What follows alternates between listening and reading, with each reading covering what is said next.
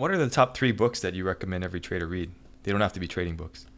Okay, but that's good because I've only read one trading book, and that was.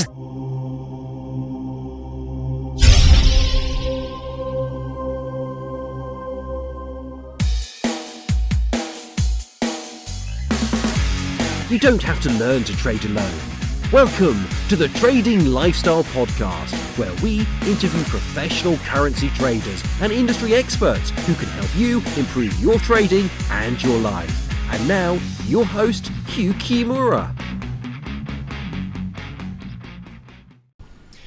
Hello traders, this is Hugh Kimura, and welcome to another episode of the Trading Lifestyle Podcast, brought to you by TradingHeroes.com. Today I'm broadcasting from the beautiful Boston Common in Boston, Massachusetts. I'm here to meet some FX folks, so just waiting for my Airbnb to be ready so I can check in, and then I'll be off to my meeting after that. I must look kind of weird here because I have a computer and a microphone and I'm talking to myself, but whatever. In today's interview, I had the pleasure of speaking with Andrew Mitchem, and I bet you can't guess what he was doing before he got into Forex trading. He gives us a lot of great insights into how he trades, so be sure to take some notes, and I hope you enjoyed the show. And if you really like the show, it'd be awesome if you could leave a positive review on iTunes. Alright, here's the interview. Before we get started, this podcast is for educational and entertainment purposes only, and is not investment, trading, or financial advice of any kind. But in this episode, you might get advice on how to rope a bull. As you know, Forex or any type of trading is very risky, and you could lose all of your money. Seriously. And finally, past performance does not indicate future results. Alright, now on to the show. Hey Andrew, thanks for coming on the show. Hi there, Hugh. How are you? Pretty good. How about yourself? Yeah, great. Thank you. Alright. So, what were you doing before you became a trader? Hugh, I was actually a dairy farmer. What? A little Wow. bit different to most people's background, probably. Uh-huh. I emigrated from England in my early 20s, Mm-hmm. came to New Zealand to pursue farming. So a dairy farming background, and also I've worked in the industry as a breeding consultant also. Wow, very interesting. Okay, so how did you get into Forex trading then? Forex trading actually came about through an advert that I heard on the radio, of all things, while I was still farming. Going through a divorce at the time. I had a 2-year-old son. Mm-hmm. He was 2 or 3, and I heard an ad for Forex trading. I had a little bit of an understanding of what it was because in New Zealand we get paid on equivalent of the US dollar on the exchange rate, and in farming that is. And I went along thinking it was one of those too good to be true type of courses. And but I actually, although it kind of was like that, I actually got really excited by the whole concept of trading. Mm-hmm. And after finishing farming, which was more through force than choice at the time, Forex actually was something that I was really interested in and got quite excited by. And so then took the next number of years through trial and error to work out how I could make profitable trades. Okay, awesome. Um, what drew you to Forex the most? What did you like about it? I liked the fact that I could work from home. I liked the fact that the setup costs were not huge. I liked the fact that it actually gave me a really good understanding of what was happening in the world. Mm-hmm.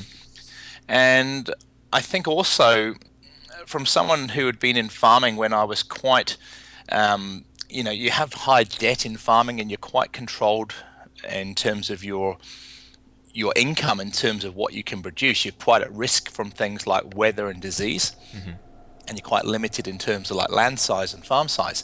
And so I like the fact that with Forex you didn't really have any sort of growth issues, because once you understood trading, the actual income side of things was more reflected on your account size and how well you traded. So there was it wasn't like going out and getting a job when I was on $20 an hour and that was all I was ever going to get. The actual Mm-hmm. growth side of things from Forex was dependent on how good I was.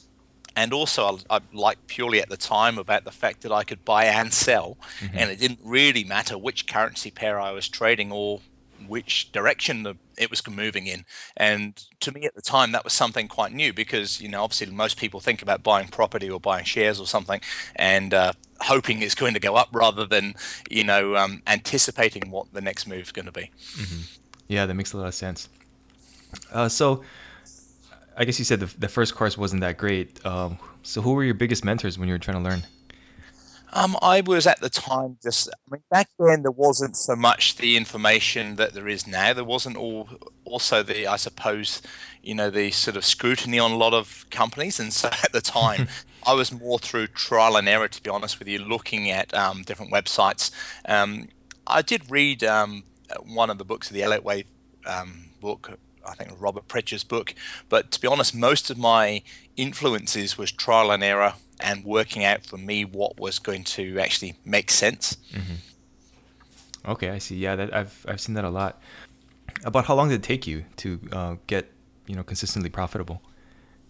Um, Unfortunately, about 4 years. Okay. Quite a long time, but very frustrating at the time, of course, because just when you think you're making some money, you then lose some, and you end up going around in circles. And at the time, I suppose when I started, indicators were such a big thing.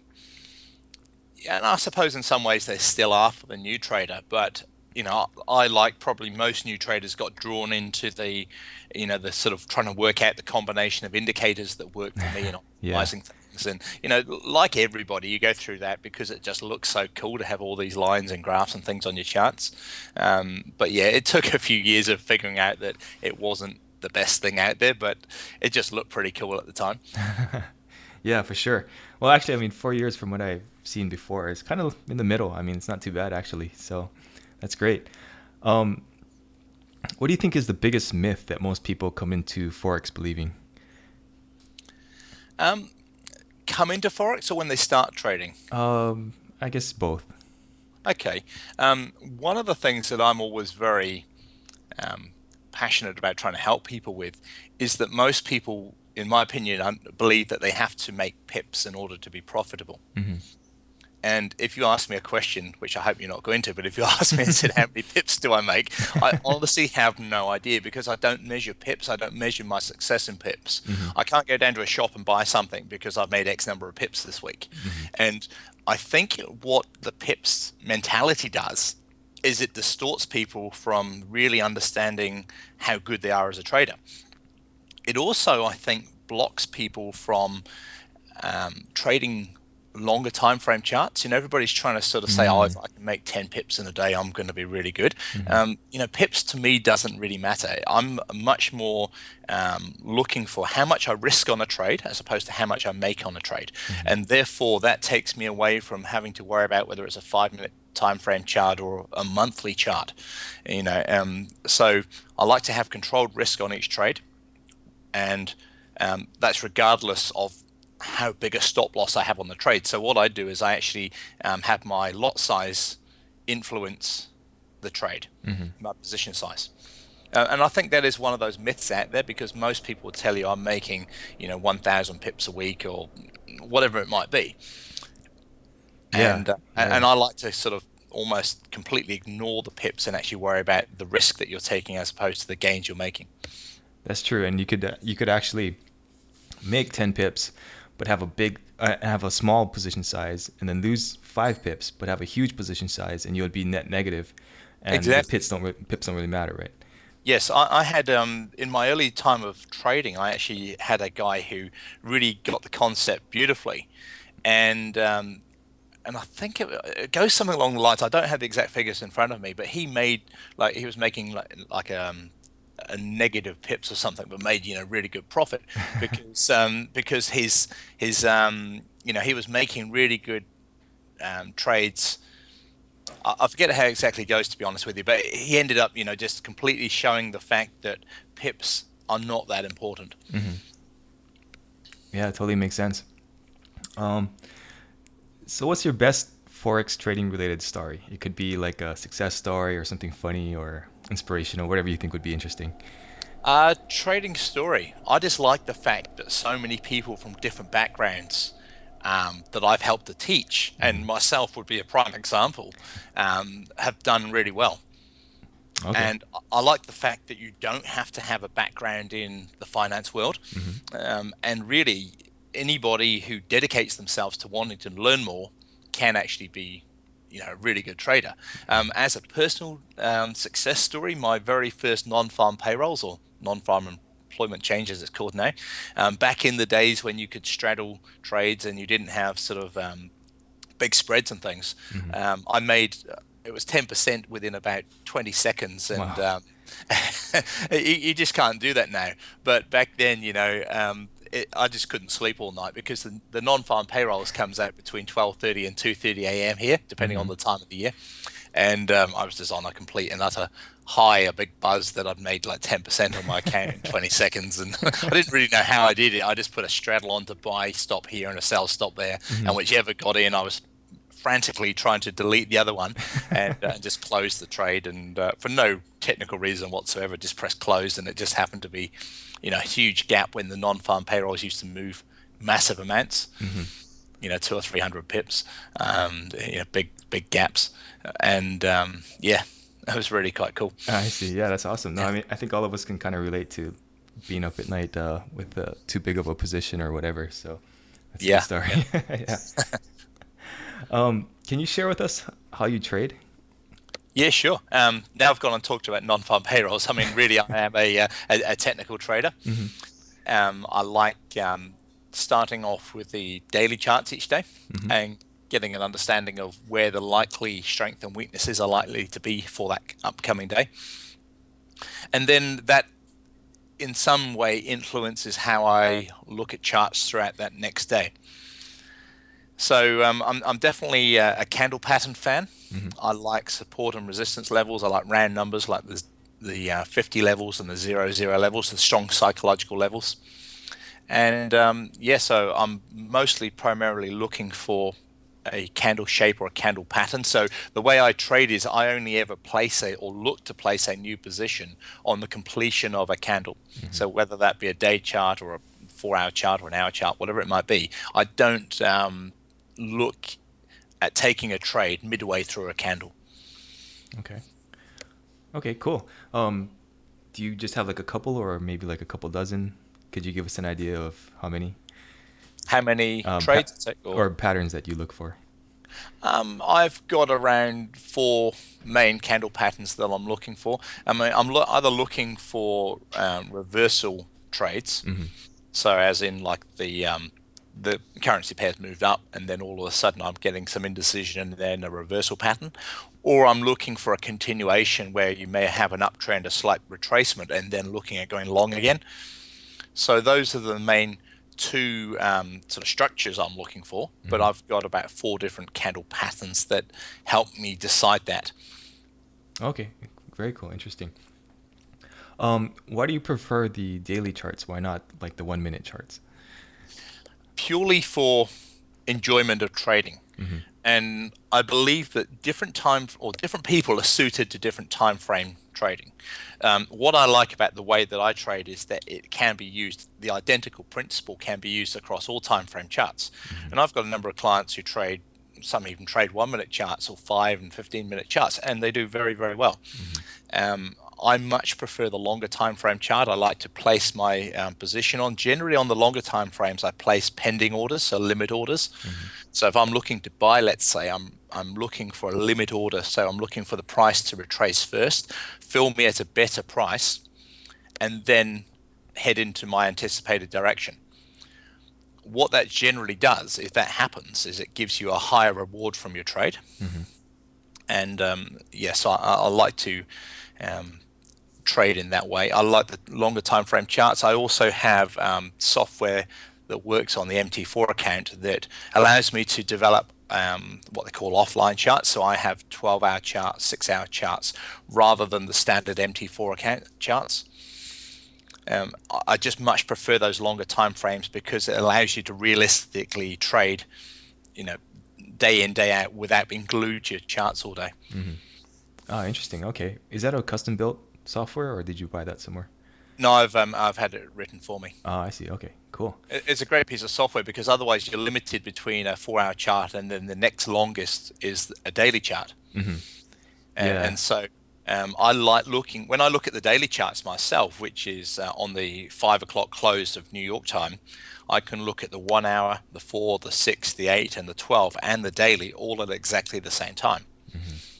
So it means that, as we're talking right now, I know that I've got another hour and 3/4 before any potential new chart, which will be on the 4-hour close. So it just allows you to go and plan your day and do other things rather than being completely glued to your charts. Yeah, no, makes sense. I totally agree with that too. I'm more of a daily type trader also.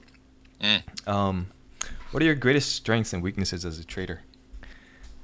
I like to think my strength would be consistency. Mm-hmm.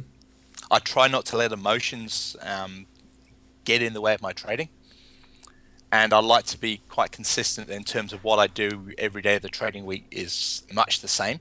I never arrive at my charts late because one, I've got thousands of people waiting on what I'm writing each day. But I believe you need to have that consistency within your trading. Mm-hmm.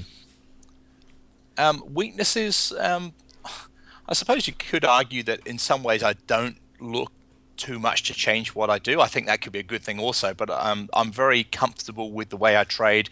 I've been trading that same way for years now through all different market conditions, but I don't tend to go out there looking for other things, which you could either describe as a weakness or a strength, depending on which way you look at it. Yeah. But I tend to find that what I'm doing suits really well. It works well. It's worked for years, so why change it? Yeah, exactly. Awesome. Um, yeah, looking for new things sometimes can just confuse you and mess up what's already working. So Absolutely, great yeah. point there. Yeah. Um, I noticed that you don't take students right away on your website. You just have them contact you first. Why is that? I'm always really keen on having people to coach Mm-hmm. who want to be coached properly. And so I try to, I suppose I try to sort of go through and see, one, can I help that person? What is it they're looking for? What is it they need? Am I the right person to do it? Because if they come to me and say, look, I want to learn about news trading and something else, then realistically, I'm not probably the right person. If someone comes to me and says, look, I want to learn about technical trading, I'm prepared to put some time into this, some effort into this, then that's the person that I'm needing. If someone's comes to me and says, like, all I can afford is $100 to be taught, Mm-hmm. then realistically, they're not the right person for me. Yeah, yeah. I like to put a lot of personal time and effort into ensuring that my clients, my students, succeed. Mm-hmm. And so, in terms of realistically time that's available for me to write to them and for having people on my webinars, I need to ensure that we're the right fit for each other. Okay, yeah, that makes a lot of sense. I've just never seen that too much, so I was just wondering. But yeah, that makes total sense. I'm really not into just mass numbers of people and taking people's money. That's not what I want. Number one, I'm always a trader myself first, Mm-hmm. and number two, I'm a coach, and I've always sort of been quite, sort of straight about that. And so, I'm not doing the coaching purely to get, income from lots and lots of Mm-hmm. people who aren't really suited to it. Yeah, no, makes sense. Totally respect that for sure. Um, what is one trait that you see most often in your successful students? They take their time. Oh, okay. They don't rush into things. Mm-hmm. That would be the most successful people. Some people, doesn't matter what you tell them, they're going to rush into it and they want to know everything within the first day. Mm-hmm. And some people do ask questions and it's like, well, hey, look, just go and read this properly or go and attend a webinar of mine, and you'll see the answers develop, which is why I always say to people, give this, 1, 2, or 3 months before you even think about going live. Mm-hmm. Even if you're finding that it's working really well for you really quickly. I like people to, I'll give you an example. I say to some people, like, I'd much rather I'm talking to you in a year's time and you say, hey, Andrew, look, it took me 2 or 3 months and then I went live and then I started slowly, but now I'm just loving it and I'm flying. Mm-hmm. I'm going really well, making great returns, really happy with everything, as opposed to people who jump in both feet head first, everything needs to be done this day or this week, and they have some good trades, then they crash. And so I suppose the people who are methodical, they attend my webinars, they log into my website each day to see my analysis and the trades that I'm taking, Mm-hmm. and they accept that it's not going to go perfect from day one. They accept there's a bit of time and effort and commitment on their behalf, Mm-hmm. and I find that those people who ask the right questions and stick at it, those are the people who become really good, successful students. Oh, okay. Oh, it's good to know. I think, yeah, a lot of people think that it is a get rich quick kind of thing, but it really is like a regular job. You have to learn it. So Exactly, yeah. And you have to enjoy it as well. You've got to want to come into this with a bit of a passion and enjoyment for it. yeah, it's a great point for sure. Um, so maybe this is a little off topic, but every location has its benefits and drawbacks. What are some of the benefits and drawbacks of trading from New Zealand? Well, one, New Zealand's probably about the best country in the world to live, so that's always a big bonus. Okay. So, as a trading point of view, I really enjoy it because in my morning at this time of year, Hmm. 5 o'clock New York time, which is when I make my analysis of the upcoming day, it's 9 o'clock in the morning here. Ah. So at 9 o'clock in the morning, I can make my analysis, I place my trades, and I'm done because then we head into the Asian session and generally not too much happens in Hmm. our daytime. Hmm. And then the European session starts in my sort of afternoon time. And although I don't trade specific sessions, it does allow me to place my trades on the daily charts and get an understanding of where the likely direction is going to be for the next day. Hmm. And then I've got the majority of the daytime to either help clients and or go and do whatever I want to do, take my own trades or do my own thing. Hmm. And then in the evening time, it means that when the European session starts, generally, of course, then we get a bit of market activity happening, and I can then place, some trades in the European time. And I'd never trade actually into the US session because for me that's the middle of the night. Hmm. But it's actually really good for people who are not full-time trading.